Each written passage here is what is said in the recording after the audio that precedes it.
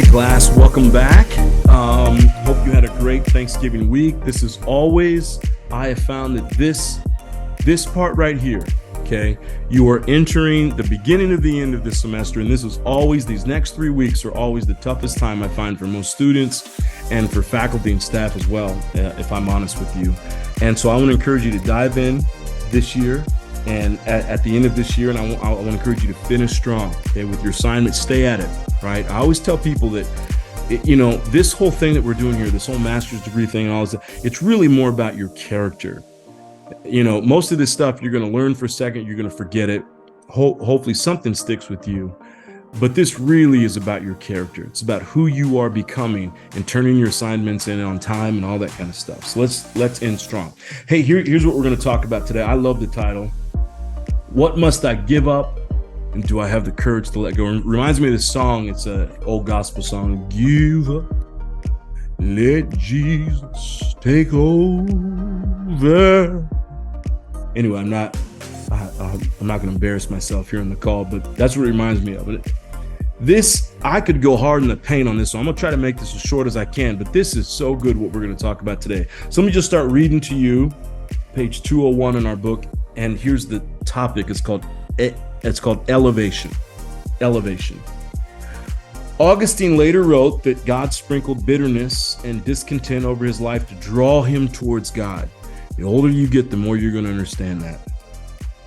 A little bit of bitterness, a little bit of discontent, all these things begin to bring us a little bit closer to God. The greater I got in age, the worse I got in emptiness, as I could not conceive of any substance except the kind I saw with these eyes. Or as he famously put it, our hearts are restless until we rest in thee. Augustine's pain during his years of ambition, at least he describes it later, is not just the pain of someone who is self-centered and unstable. It is the pain of someone who is self-centered and unstable, but who has a deep sensation that there's a better way to live. If only he could figure out what it is. Again, I'll tell you, this book for some of you is a little bit too early in your career. I hope you come back to it. Keep this one. Don't resell this one. Keep this one. When you get in your 30s and 40s, it's going to start making sense to you. A deep sensation that there's a better way to live. Even for those of us who are living good lives, I found, and I think I live a great life. I think I live a very good life. I'm very happy with my life and choices and job, career, all of it. But there's still times that I find that there's got to be something better. There's got to be something deeper about why we do what we do. As other converts have put it, they are so rooted in God that even when they haven't found God, they feel the lack. They are aware of a divine absence which picks at them from the inside, and that absence is evidence of a presence. Augustine had an inkling of what he needed in order to feel peace, but still perversely was unmotivated to actually travel there.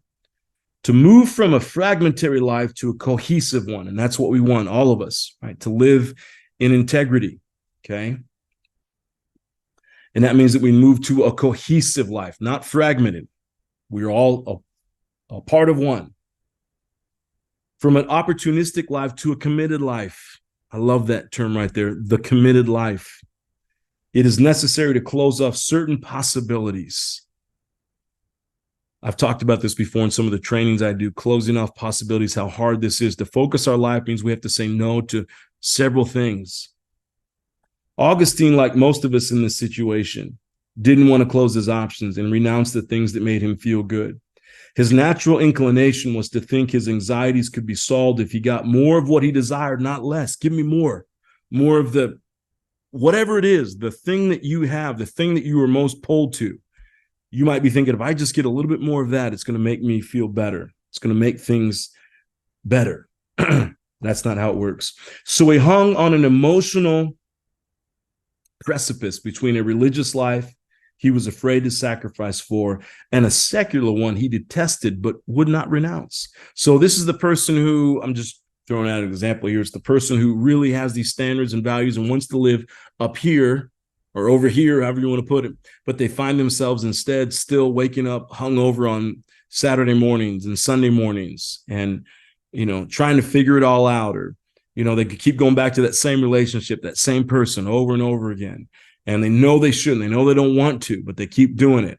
or maybe it's just a maybe it's a friendship, maybe it's a toxic friendship, they keep going back to it. Maybe that's, all of us in this call, most of you know what this feels like. Okay, there's a standard of living that you know that you should be living, but you keep being pulled back to whatever it is. Okay, we've all been, maybe it's people who want to live healthy and low carbs and or whatever it is, your diet, and you find yourself at In-N-Out, right? 3 times a week, or at Chick-fil-A 4 times a week, or whatever it might be, or not going to the gym, not getting up every day and doing those things, right? All of us understand what that means. I sure do in my own life.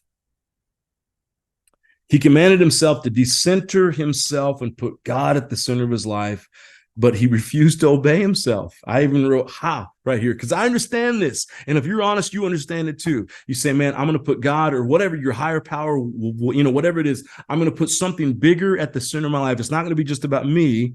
But then when it comes down to it, we really don't make that happen.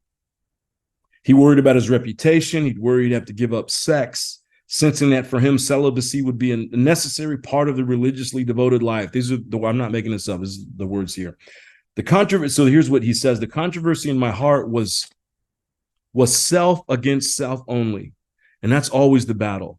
Nobody will take you down quicker than you will. Nobody will. You can blame your parents. You can blame that boss over there. You can blame your ex. You can blame your friends. You can blame that job, that boss that maybe I already said, that boss, manager, whatever. You can blame anybody you want. Nobody will destroy your life quicker than you will. And you know that to be true. Looking back, he recalled, I was in love with the idea of the happy life, but I feared to find in its true place, and I sought for it by running away from it. His general solution was to delay. Make me virtuous, but not yet. Make me virtuous, but not today. In Confessions, Augustine paints the scene where the delay finally ended. He was sitting in the garden talking with a friend. I'm not going to go into all that right there, okay?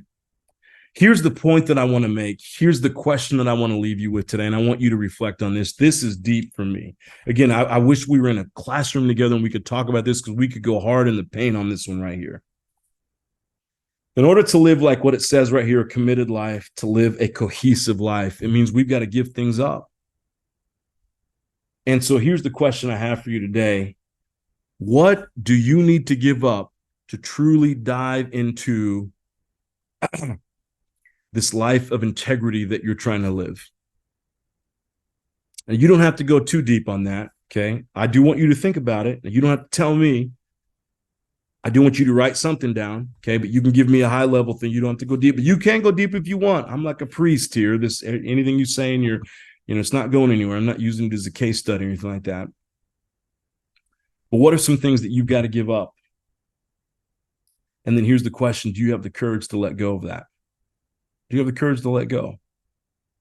I have found in my own life, I'm going to be transparent with you, that I can be very, I think overall, I'm a pretty disciplined person, but I can be very undisciplined at times.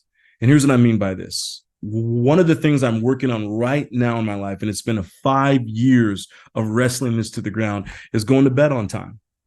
And I know for all of you think, oh, come on, give us something better than that. Come on, JC, there's got to be something else you struggle with. And maybe I do, but I'm not going to tell you on this call, right? This goes on YouTube. But the thing I have found that everything in my life will get better. Fitness, health, time management, all the things that when I look at and I do an autopsy on my life right now and I say, here are things I need to work on, all these things will get better if I just go to bed on time. And so just this month, I have finally started to make some headway on it.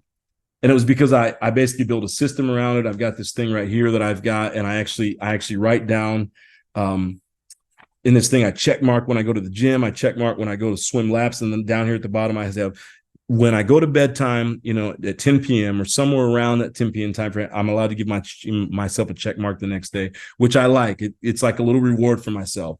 And at the end of this, these next few months here, when I'll be at the end of the year, I'll look back and see how many check marks I have and where I need to grow and get better. And so that's kind of fun for me.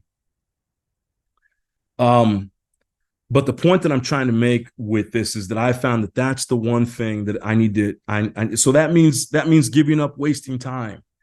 It means, giving up the Netflix, at 9 o'clock at night.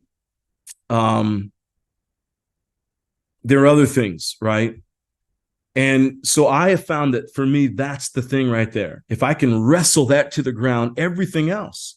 But there's courage in that. And I know for some of you are thinking, come on, JC, this isn't real. It's a real thing. Some of you on the call probably know what I'm talking about. It is a real thing. I found for myself, if I want to go to the next level, and next year I've got some goals that I've set for myself. I've got new places I'm stepping into, even at Point Loma. Some new responsibilities are going to be placed on my lap. And I've got this consulting that's getting bigger and growing. I got all these things that I'm still trying to be, I want to be a good man. I want to be a good father. All these things that I do in my own life, all these things.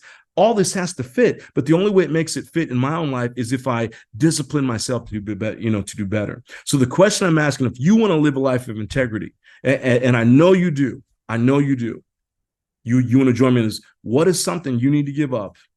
And then do you have the courage? And you don't have to answer the courage question. Only you know that. But I want to ask, to the extent you feel comfortable, share something you need to give up. And then the courage part, you don't necessarily have to ask you, yes, I have courage, no, I have courage. But I want you to write one thing that you can do to help that thing, right? So I have found for myself, again, this helps me right here, this little system I have, it helps me to get to bed earlier. I have found that when I structure it in, when I plan it in every day, I found that getting help, asking people for help on this, that this helps me do a better job on this. There's so much more that I could say about this. But I want you to think about this, reflect on it as we pursue a life of integrity. I look forward to reading your responses, and I'll see you in the next video podcast. Take care, everybody.